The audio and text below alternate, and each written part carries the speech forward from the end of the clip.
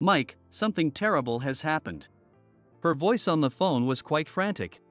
When my supervisor checked with the development team, they got mad and said, "This isn't the program we fixed." I don't understand what's going on. What should I do? She was desperate and seeking my help. Emily, first of all, calm down. I'll come over right now. I'm Mike, 30 years old. I work in IT support at a tech company. Before switching jobs, I used to be busy until midnight every day, but now I'm just an internal IT support staff.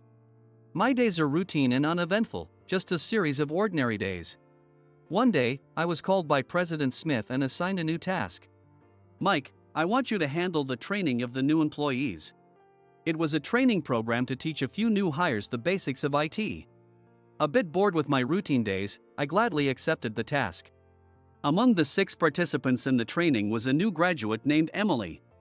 She had long black hair neatly tied back, always wore a calm expression. Her nose was straight, giving her an elegant look, and when she smiled softly, the roundness of her cheeks added a touch of kindness. At a glance, it was clear she stood out, and her talents soon became evident. Her insight in solving problems and ability to quickly absorb new information marked her as a true elite. Ah, so this is the elite everyone was talking about.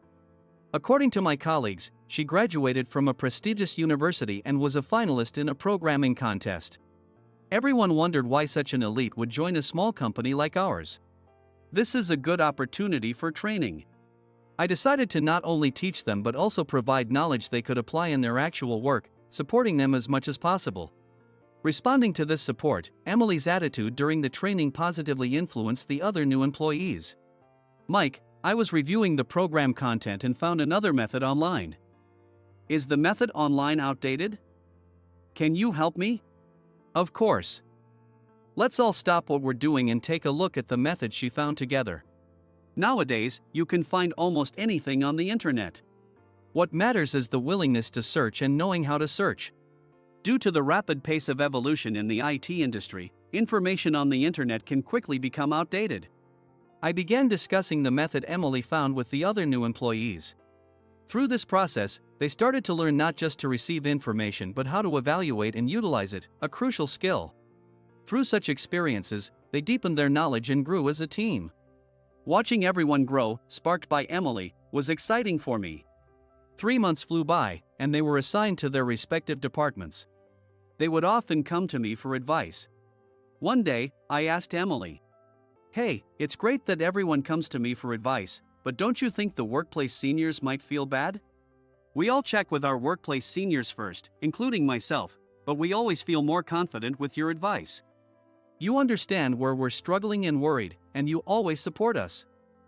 That's why we trust you." In fact, I made it a point to do so. It made me happy to see that my mindset had positively impacted them. Emily, in particular, was showcasing her talents in her assigned department, but she still came to me with specialized questions. Is there a more efficient way to write this program? I thought you might know a better method, Mike.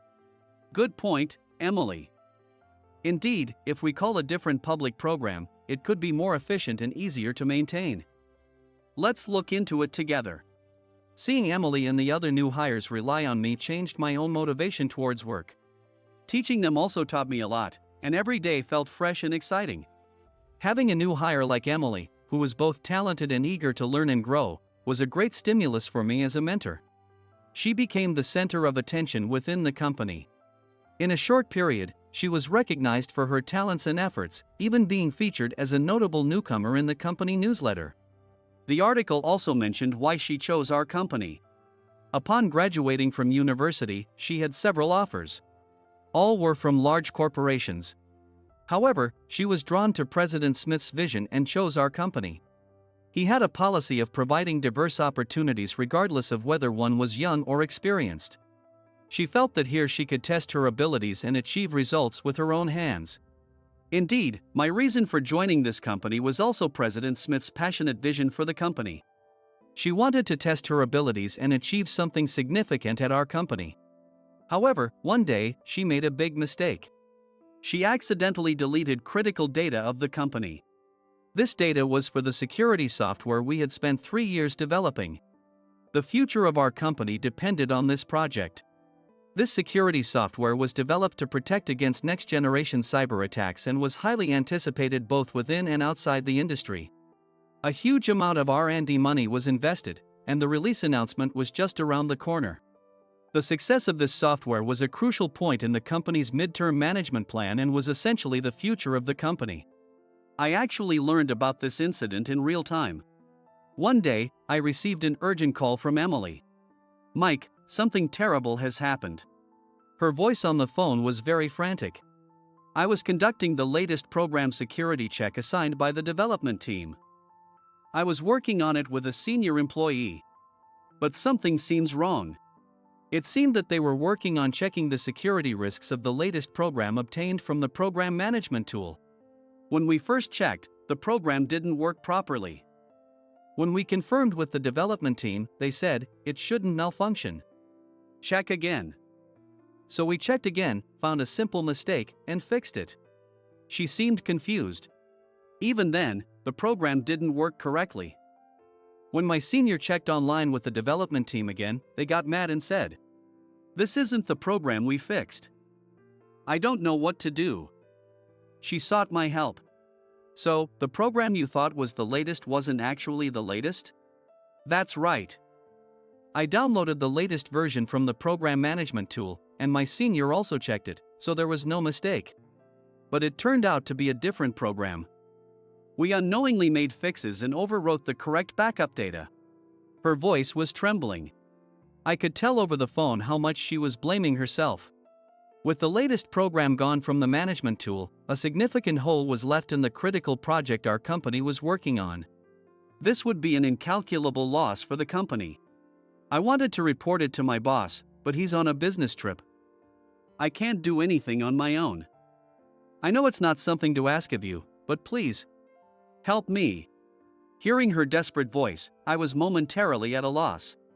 But I quickly regained my composure. I had to do everything I could.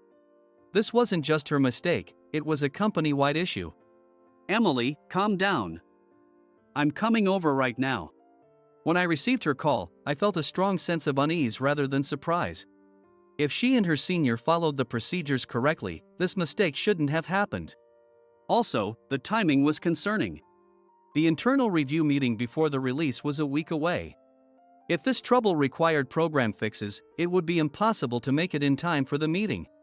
She was just starting her career at this company and was terrified of getting fired over this incident.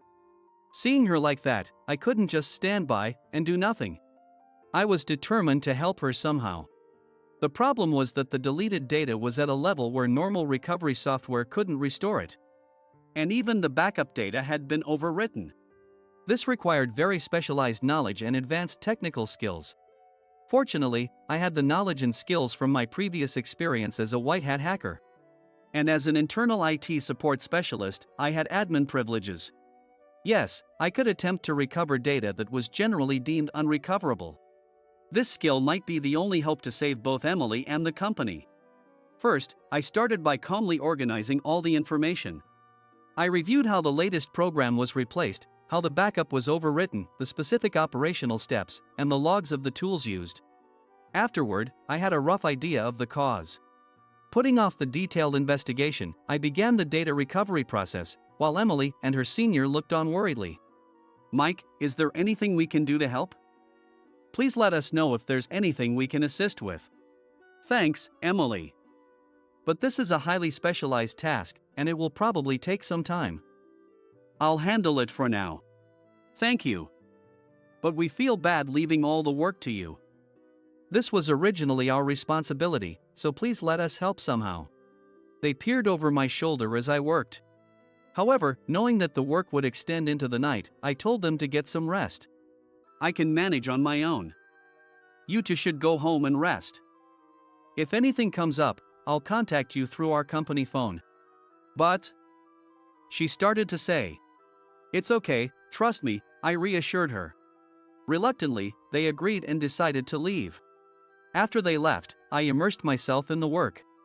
Remembering how concerned they were, I felt an even greater determination not to let them down. It was already late at night. In the quiet office, only the sound of the keyboard echoed. Yet, the trust and expectation they had shown me kept me going. Even after they were gone, their warm feelings remained with me. As the long night came to an end, I looked at the data displayed on the screen and shouted, "I did it!" I had finally succeeded in the recovery. While I couldn't restore it from the program management system's backup, I managed to recover it from a backup accidentally saved on the server. The thought of what could have happened without that server backup sent chills down my spine. I couldn't believe I managed to recover it in such a short time. But more importantly, knowing that Emily would be relieved from this problem gave me immense satisfaction. I immediately contacted her to share the good news. When I called, her voice was filled with anxiety. "Mike, how did it go?" "It's okay, the data has been successfully recovered." "Your worries are over," I told her, and she breathed a sigh of relief. "Really? Thank you so much, Mike." However, our joy was short-lived as I had to inform her about the real culprit. "But, actually, it seems this trouble wasn't your fault, Emily. There might be a culprit behind this." "A culprit? What do you mean?" Her voice was mixed with confusion and shock.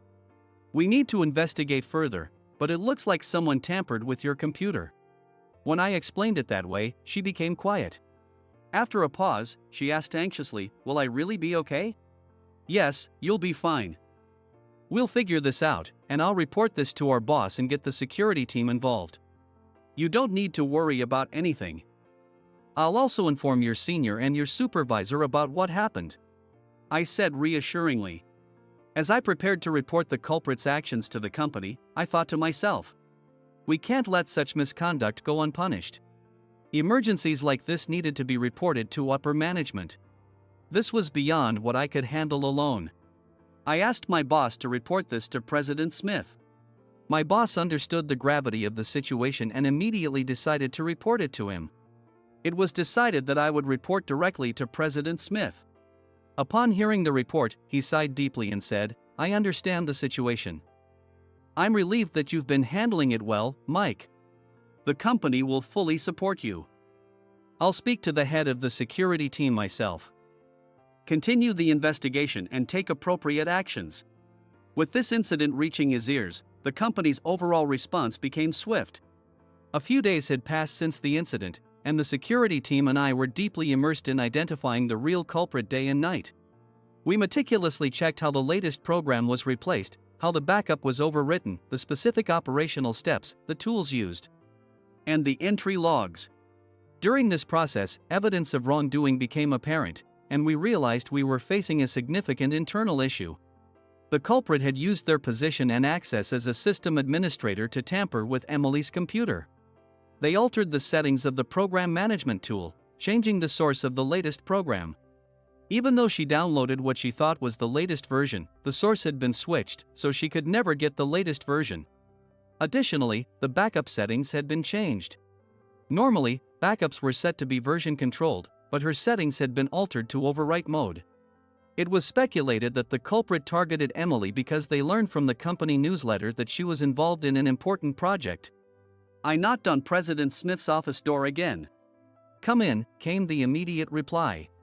Taking a deep breath, I entered the room and began speaking seriously to him as he sat in front of me. "President Smith, regarding the recent data deletion incident, our investigation revealed that Emily did not delete the data. In fact, another employee was involved." He listened intently with a serious expression. "Do you have concrete evidence?" "Yes, by analyzing operation logs, entry management system logs, and login records of the employee, we found solid evidence of the misconduct. It also emerged that this employee was considering moving to a rival company.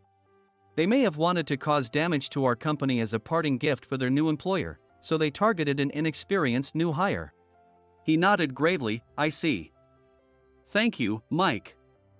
Thanks to your thorough investigation, the company can now take appropriate action." "I appreciate it. Thank you, President Smith. I'm relieved we could prove her innocence and maintain the company's trust. Moving forward, I want to consider measures to strengthen our security to prevent such incidents." "Absolutely. Please do so." "Mike, I'll leave this matter entirely in your hands. And please convey our apologies to Emily for the anxiety she had to endure, he said. Leaving the office after this conversation, I felt both relieved and confident that we had taken the right steps for the company's future. The perpetrator was immediately subjected to disciplinary action based on company regulations. This included immediate termination. Additionally, considering the damage caused by their actions, steps were taken to file for damages.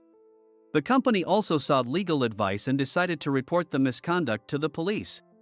Emily's innocence was officially proven. A few days after the incident was settled, she came to express her gratitude. "Mike, thank you so much. If it weren't for you. But how did you manage to find the real culprit?" Her serious eyes looked straight at me. I thought for a moment before starting to talk about my past.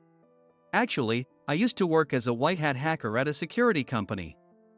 But that lifestyle didn't suit me, and I ended up burning out.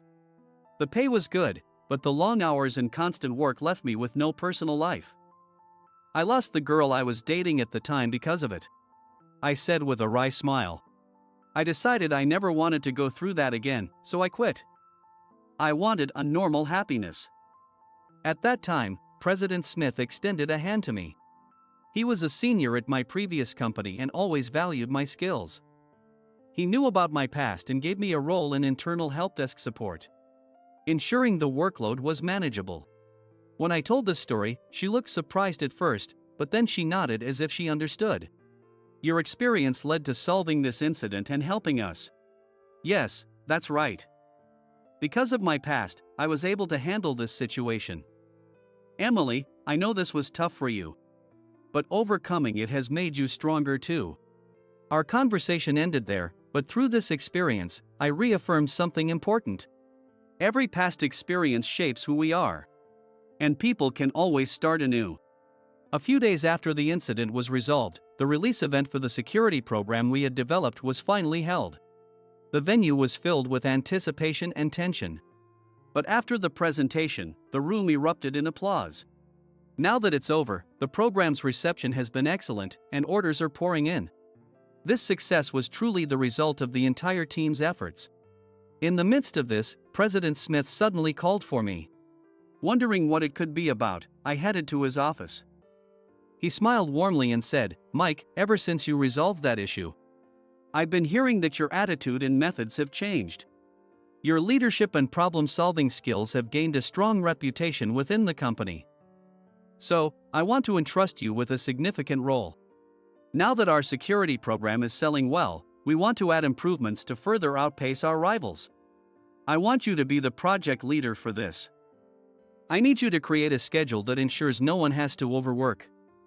What do you say?" The moment I heard those words, my heart raced. The truth is, that incident with Emily had rekindled my old dream from when I joined the security company. I had a dream of using my skills to help people. And now, his proposal was the perfect opportunity to realize that dream. Having escaped the harsh field and been protected in the help desk role thanks to him, I now felt confident that I could step back into the spotlight. This time as a leader. "President Smith, I am honored to be entrusted with this important role." "I gladly accept the position of project leader," I responded proudly. At that moment, I realized I had taken a step towards a new challenge. Appointed as the project leader, I immediately began selecting team members. On President Smith's recommendation, Emily was added to the team. He wanted to give her the opportunity to grow by involving her in this important project. Her skills and enthusiasm would be a valuable asset to the team. I was also happy to have her on board. Our team began working on improvements to the security program software, dedicating ourselves to research and development day and night. Despite being a newcomer, Emily contributed greatly to the project. Seeing her dedication motivated me even more. After 6 months of hard work, the improvement project was successfully completed, and the new security program was released. The market response was beyond our expectations. The software we developed was featured in various media and succeeded in capturing market share from other companies. Following the release of the highly successful security software, the company held a celebration party. The office was filled with cheers and smiles, transforming the usually quiet workspace. During the party, I had the opportunity to give a speech, albeit with a bit of nervousness. This success is thanks to each and every one of the team members. Without everyone's hard work, we couldn't have achieved these results. I appreciated deeply to everyone, then turned to President Smith and continued. President Smith, thank you for always supporting me. I will continue to do my best to repay your kindness.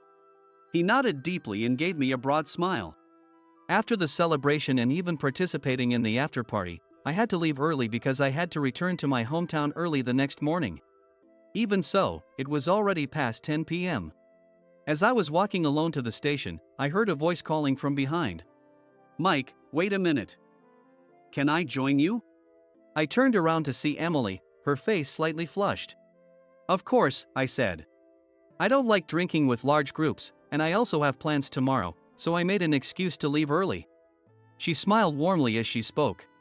I took the opportunity to explain the true meaning behind my speech earlier that day. When I said it was thanks to the team, I especially meant you. Your efforts really motivated me. She looked a bit surprised, then smiled kindly, thank you. Hearing that makes all the hard work worthwhile. I was also able to do my best because of you, Mike. Mike, you always think of everyone, and I find that really admirable. Every time I see that, I like you even more. She continued speaking, looking a little embarrassed. Her words took me by surprise. Emily, your kindness always helps me. I tried to appear calm, but my heart was pounding. Did you just say you like me more? Her words echoed in my mind. I feel at ease when I'm with you, Mike. I feel like I can be myself. That's why I want to stay with you, she continued. At that moment, I made a decision. I stopped walking and looked into her eyes. Then, I finally conveyed what had been in my heart. Emily, I like you.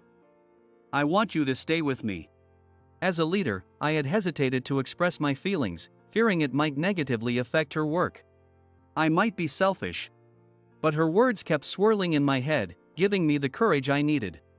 For a moment, it felt like time had stopped. After a brief pause, Emily smiled gently and said, Mike, I feel the same. During the new hire training, I only had respect for you. But since the day you saved me, I've always liked you. Hearing those words filled my heart with happiness.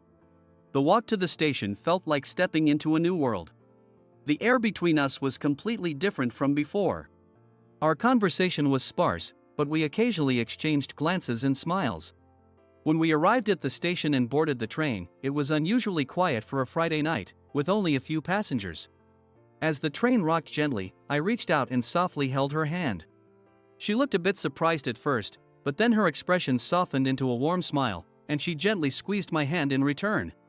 The following years felt like a dream. Emily and I got married and built a life of ordinary happiness together. At work, we supported each other as a couple, watching each other grow and enjoying fulfilling days. In the mornings, I woke up to the warm gaze of the person I loved, and at work, I had a trusted partner by my side. I was deeply grateful for these happy days, which represented the ordinary and fulfilling life I had once dreamed of. This happiness was a result of overcoming past trials. And I believe that together with Emily, we can overcome any challenges that come our way. Having realized our dream of ordinary happiness, we will continue to grow as a couple and as individuals.